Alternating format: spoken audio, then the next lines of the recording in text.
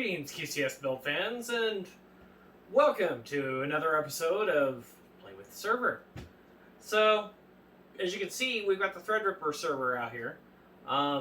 This is the Office Hyper-V box, and if you go back and you look at the Arctic Freezer 50 TR install, you'll see this machine, and I think this is really the last time you've actually seen this machine. So you'll see the internals of this thing, and if you go back and look at that, you're going to go, well, what are you doing with this? Because it's full. It's like, you can't squeeze anything else into that thing. In this case, no, we're not squeezing anything else into this case, because this case it's done. I can't do any more with it. So what are we doing? Well, I got myself a new RSV, a Rosewill RSV L4500U rack mount chassis. We're actually not going to rack mount this. This is still going to live on the floor beside my desk. But we're going to move everything out of this box into that, which is going to do some things for us. One, we're going to completely take all the stock fans out of that machine. We've got Arctic P8 80mm fans to go in the back, pressure optimized fans. We've got these, which are our Startech 2 5¼ to 3 3.5 inch bay adapters. You've seen in previous server builds, we've done the 3 5¼ to 4 3.5 inch. But these, because they only take up 2 slots, but we get 3 bays in 2 slots instead of 4 bays for 3 slots, we can actually cram two extra drive bays in this thing. So you're going to see that, which that'll be pretty cool. But what this is going to allow us to do, we've got 4 of these things that are going to go in that server. So that's going to allow us to take this thing out, and then, because there's 4 hot swap drives here, and then we've got 6 internal drives in here.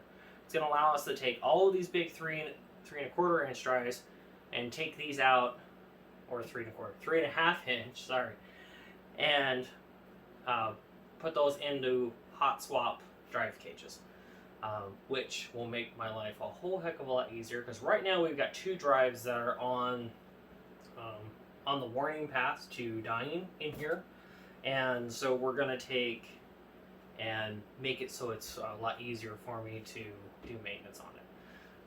That will still give us 1 extra 5¼ inch drive bay left, so we'll be able to keep our Athena 1 5¼ by 8 2.5 inch hot swap backplane in there.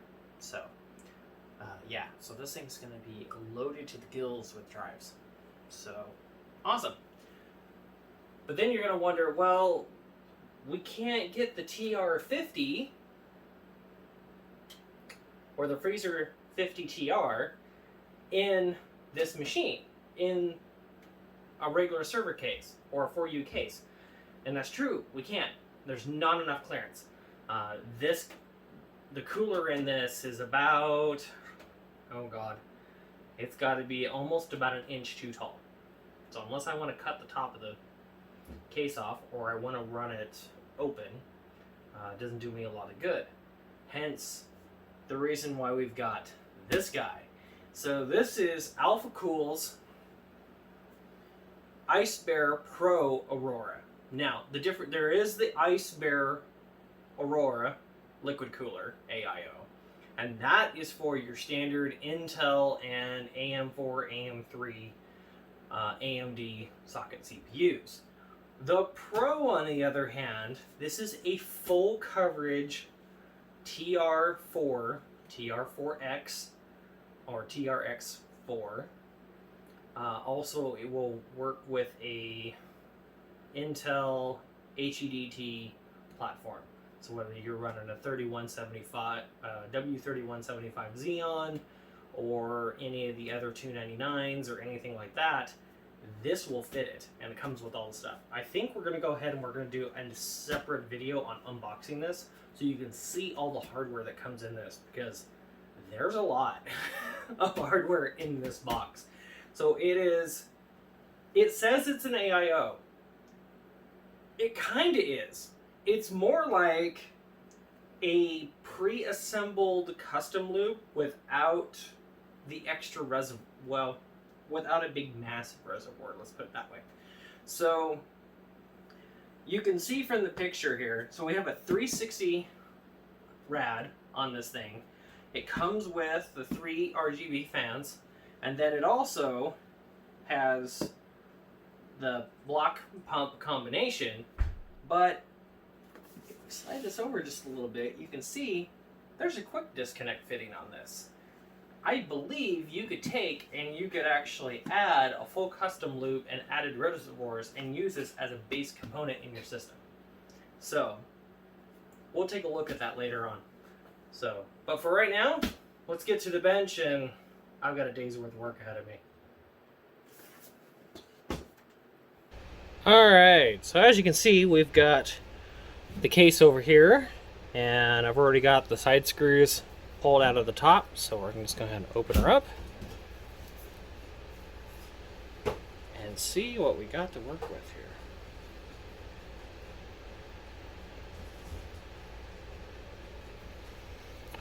Oh, alright, turn some lights on here so we got a little more light. Alright, so you can see we still got our, if I slide this over just a hair, you can see that, alright, so we still got our stock Molex fans over here, and we still got our fan rail in here, this guy, and we still got our stock cages in here. So, what are we doing? So we are going to take and we are going to pull our stock cages out.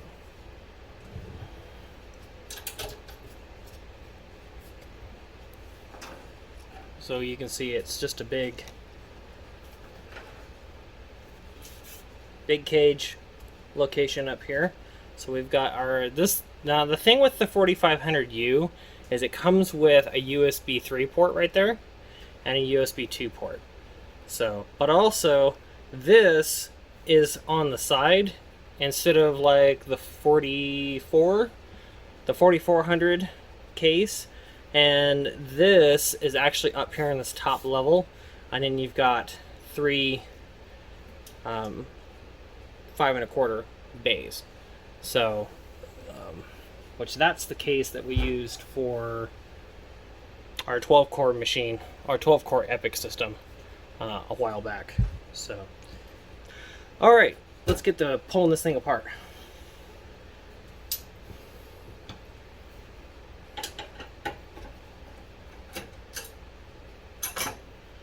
Pull our cross brace out here.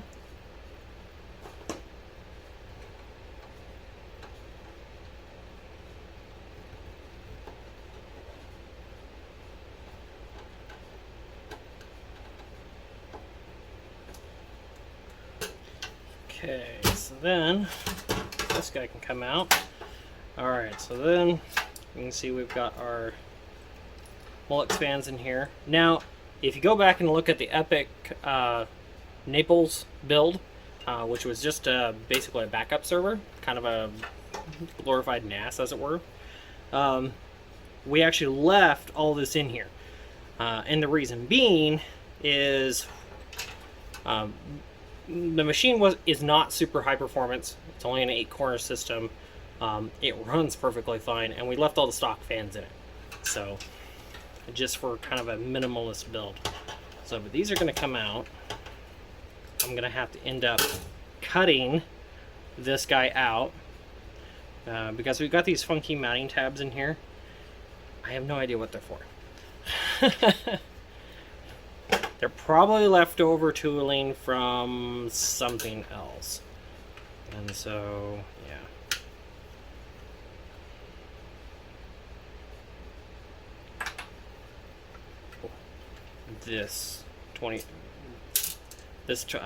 So this is a Threadripper 2970WX. So it pulls max, it'll pull about 300 watts.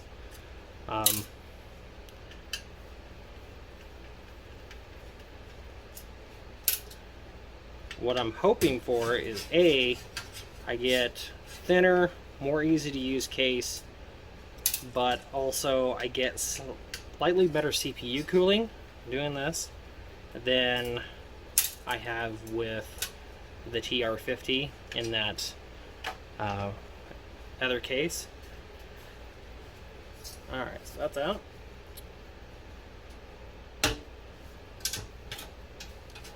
Alright, so we're going to go ahead and take these guys out of here.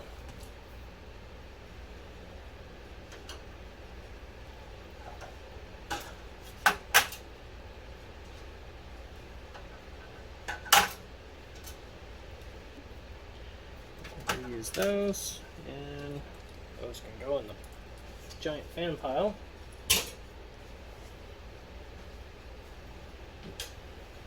Alright, so I got a 5-pack of these. The reason why I got a 5-pack of these is occasionally, you know, doing server builds and everything, you need better fans. But also, too, that's a whole bunch of extra screws. You could buy 2 of these for not much less than you could buy 5. So, it was kind of one of those, might as well just buy a 5-pack, and then I got 3 left over. So, sweet. Of course, Arctic always puts a little QR code things in there for the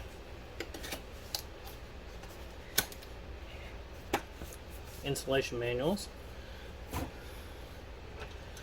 Alright. Now these are the these PWM fans. These have the daisy chain adapter on them. So if we take and roll this like so,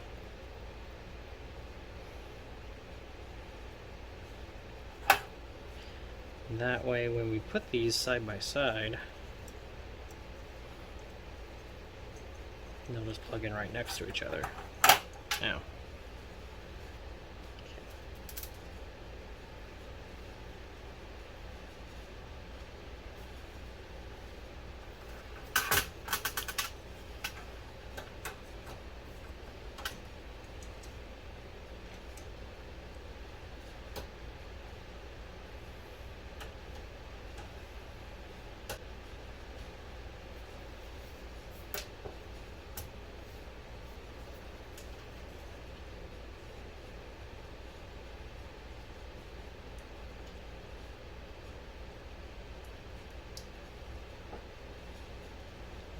up zip tying that one up like that.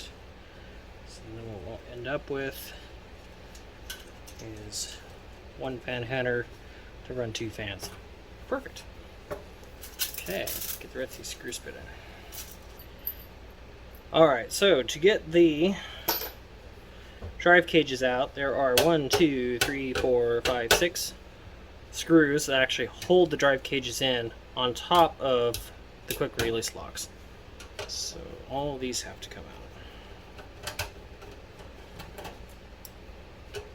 Now, just in case you ask the question, well don't these drive cages act as, wouldn't they hold like 15 drives? And yes, they do. They hold 5 3.5-inch hard drives a piece.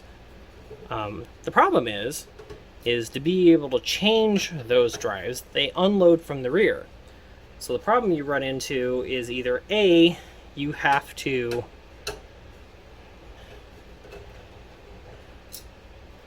end up with the problem of having to unload, take the top cover off, slide the cage forward to be able to get the drive out the back without having to remove the fan rail, which would sit right here, or putting hot swap adapters in. Now they do make this machine, this case, with the Rosewill plastic 4-bay hot swap adapters. Do not get that unit. I do not recommend you get that unit. I would highly recommend you go with a Backplane adapter that is way better built than that, especially if you are going to use this professionally. do not use that thing because it is, for lack of a better term, a $20 hunk of garbage. Hot garbage, as they say. Yeah, don't get that thing.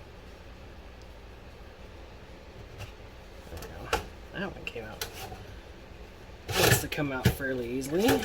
Alright, big fan. So this whole thing is going to go away except for these. We're going to reuse these. And these you just have to kind of gently pry them off because they are pressure clipped in there. So they just use a little locking tab kind of thing. And just kind of take a small screwdriver and work them out. Okay. Alright, well that's one. We got 3 more to go.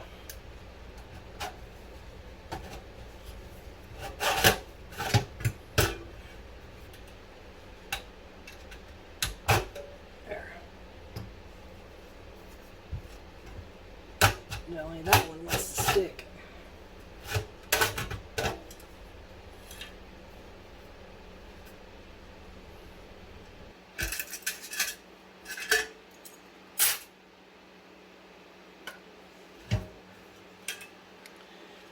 Okay, now I'm going to take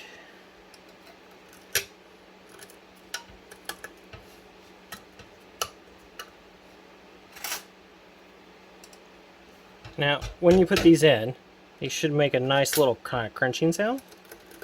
And that tells you that they're biting into the side of the chassis. If they're not making that sound when you stick them in, when you flip it over, they're going to fall out. These aren't falling out. So we're good. All right.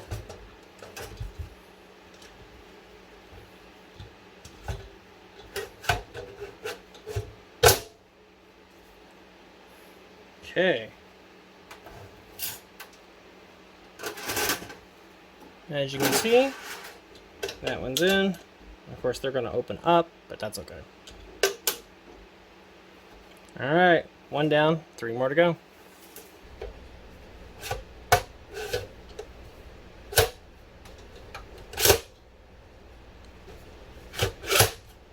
Okay, lock and loaded. Okay, so this is the Athena 5 1/4 by 8 2.5 inch.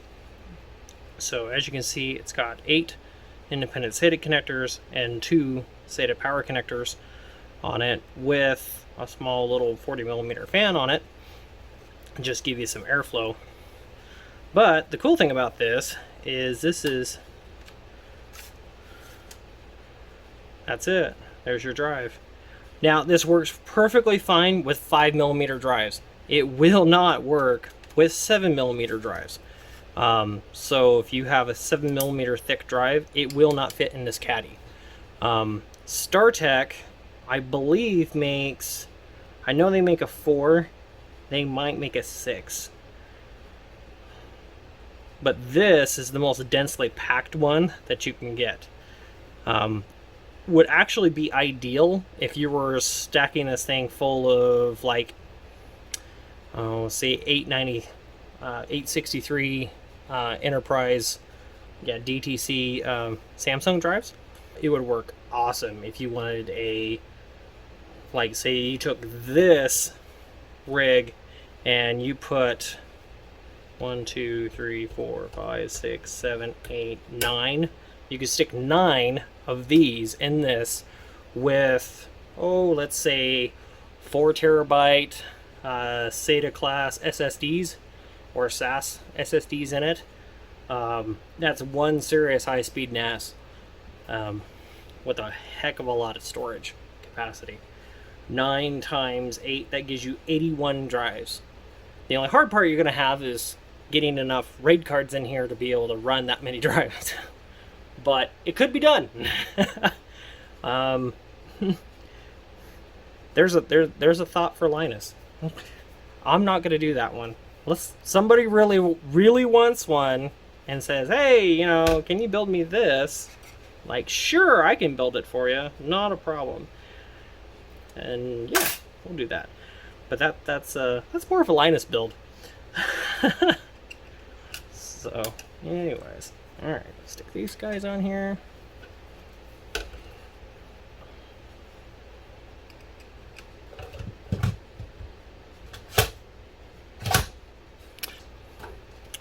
So we can take a peek. Voila! Isn't that pretty?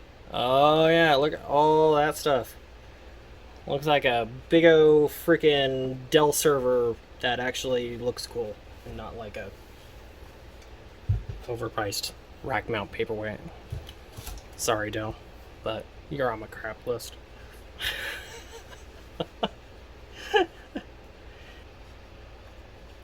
Now, one thing about this, it's going to make cable management really easy, because I'll tip this up here.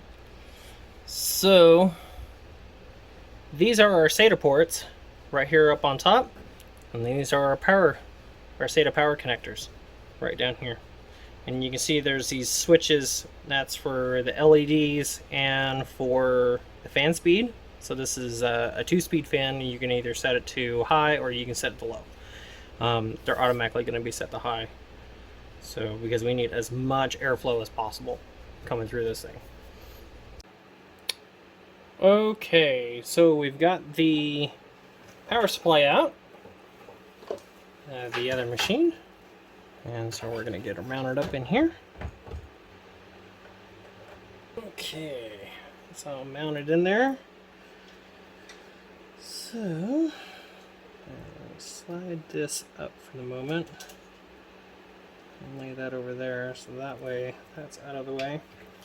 Alright, get our cable separated out here. Alright, so I'm going to get this all wired up here.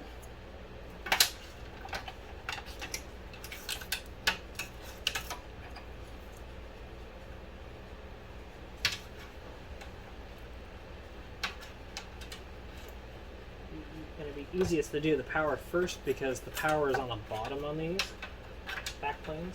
So, and then for the Molex runner, I'm just going to run it down the side here. I'm going to keep it nice and tucked and out of the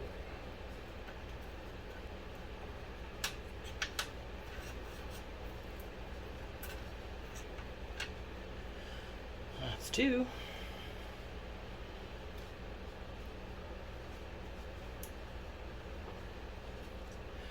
Okay, so then for this guy, we're going to end up reusing this because we're going to be one short as far as power connectors. So we're just going to do this. Okay, so that'll keep it fairly neat that way. Okay, I can get the board out. Alright, as you can see, we've gone ahead and moved our standoffs. So we're going to go ahead and get our I/O cover in here.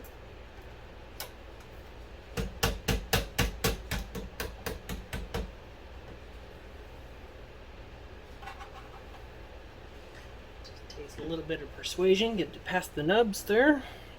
All right.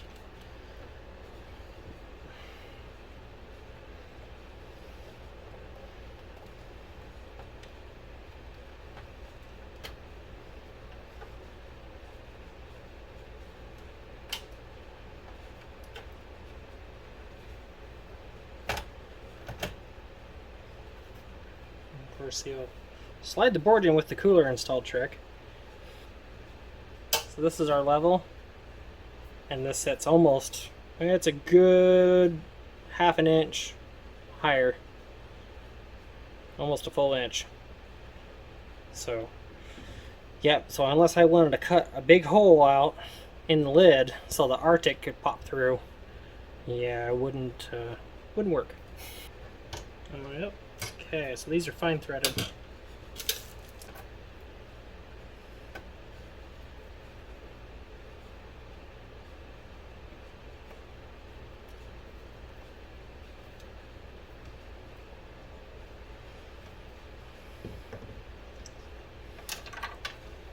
Okay, alright, board is in. Awesome. Okay, take the cooler out. Alright, this guy can come out. Now hopefully I'm going to be able to reuse this.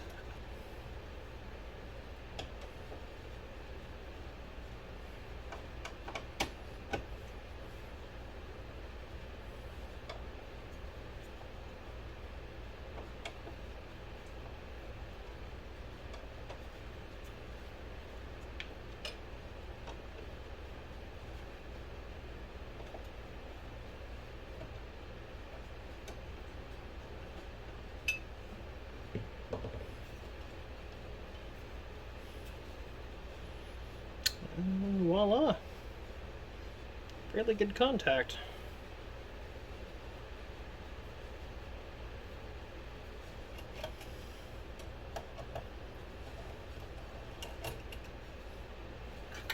Okay, so at this point we should probably go ahead and get some of the rest of this put in here. Okay, and we're back, and we've done a couple of things. The battery on the phone died, so while it was charging, we went ahead and did a couple of things. We hooked our 24 volt or 24 pin. We went ahead and hooked up our P4 power connector, put our splitter on it or our adapter on it, so we could run our 8 pin over here. Because this particular board has an 8 pin and a supplemental 4 pin on it, but our power supply only has a single 4+4, so this adapter allows us to give us a little more oomph out of here. Hooked up our PCI Express connector, which this down here supplies power to all of our PCI Express slots, and that's pretty much it. And we kind of got everything kind of laid out sort of how I'm thinking it's gonna work, so pretty sure.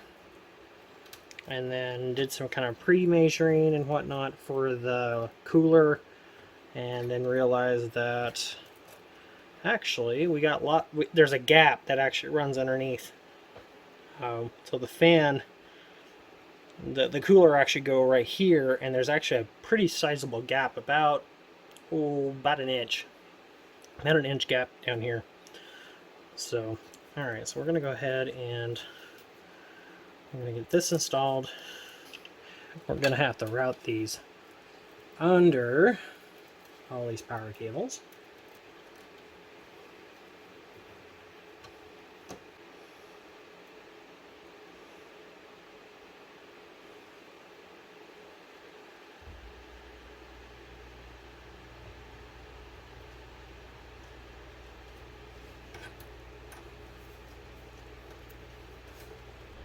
Alright, so that's good there.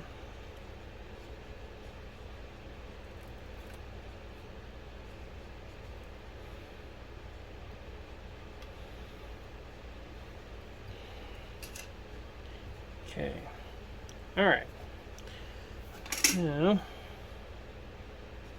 let's see, USB 2 header, but it's way down here on the bottom, so it's going to have to take the same route.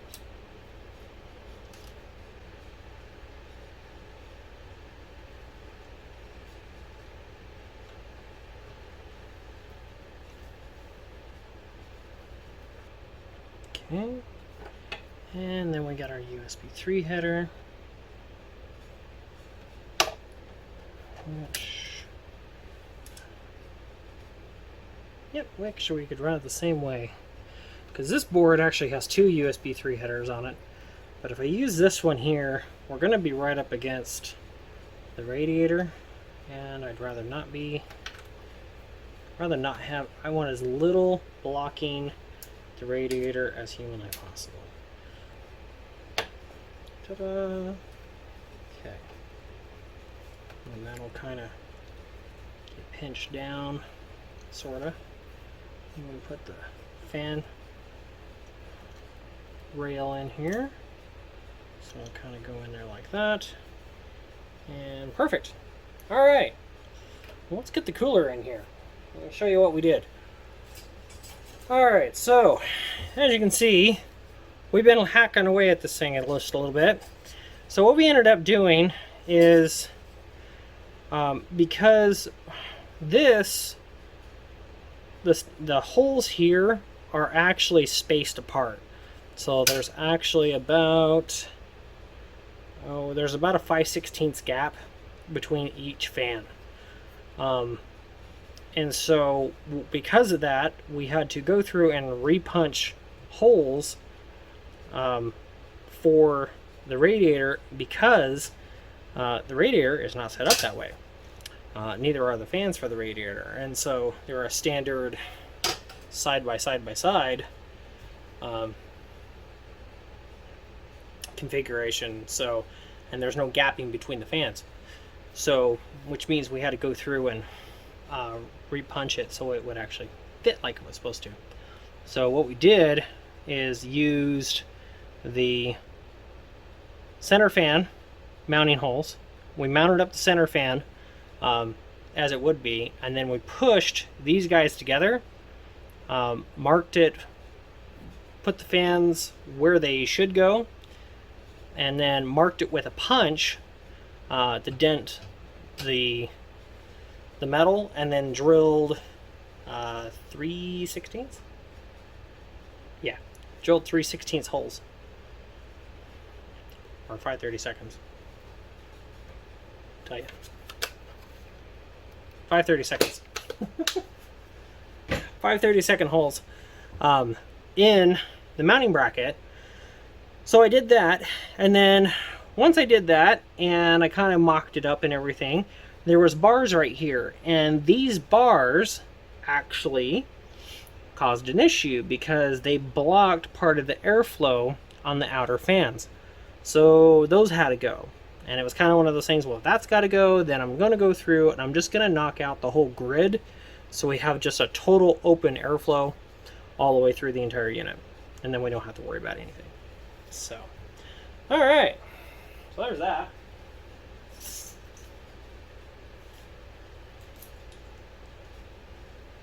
Okay, so now how this is going to work is,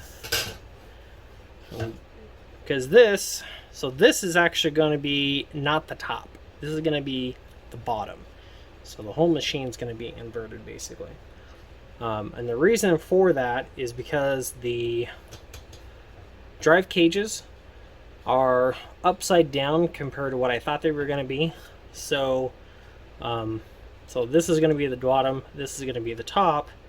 So with that being the case, this is the top, this is the bottom, this is also the back, and this is the front. And so this guy is got to go here, and then our tubes are actually going to go in the bottom, so that way our air gap is at the top, which is ideal. But you can also tell that, so if we jiggle this around a little bit, we'll get all the air in the top. That's about all the air there is, that one little bubble. So Alpha has done a very good job of filling this thing.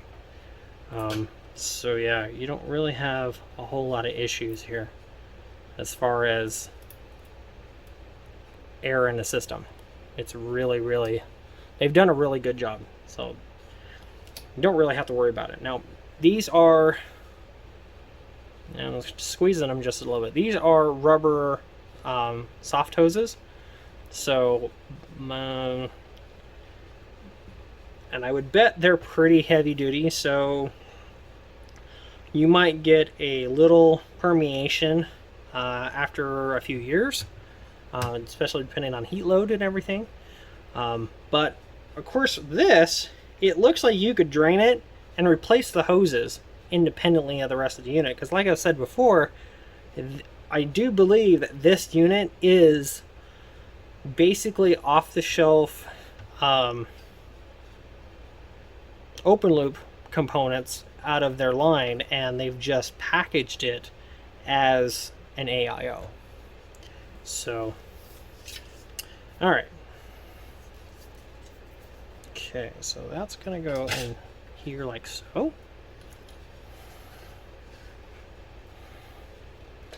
And we're just going to lay that. And I'm going to kind of try to lay that there, right there, like that. There we go. Okay, so you can see